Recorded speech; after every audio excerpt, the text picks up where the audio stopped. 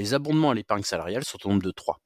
Ils peuvent atteindre 3 000 euros bruts, soit 2 700 euros net. L'abondement au plan épargne groupe est le plus utilisé, car l'argent est disponible au bout de 5 ans ou débloquable pour de nombreux motifs.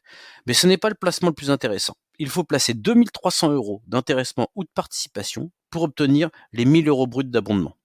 Pour 600 euros placés, 600 euros sont abondés.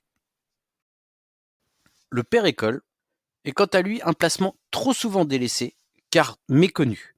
Il peut bénéficier de 2 abondements de 1 000 euros chacun et il dispose de multiples sources de financement.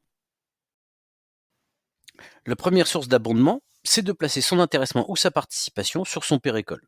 Pour 1 300 euros placés, vous avez 1 000 euros bruts d'abondement. Pour 800 euros placés, 800 euros d'abondement. C'est le meilleur taux d'abondement qui existe dans l'entreprise. Le troisième abondement pour le père école est le plus méconnu. Il consiste à transférer des jours de son CET ou CETR, compte épargne-temps, vers son plan d'épargne retraite. Il a mauvaise presse car beaucoup d'entre vous ne souhaitent pas perdre de congé.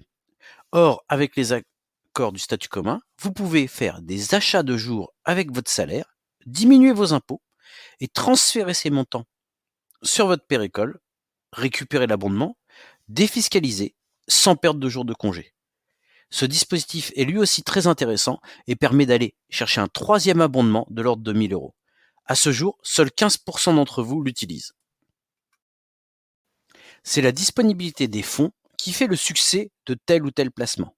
Donc nous vous rappelons, pour le père école, vous avez la mise à disposition de l'argent net d'impôt en cas d'achat d'une résidence principale, que ce soit le premier achat ou un nouvel achat.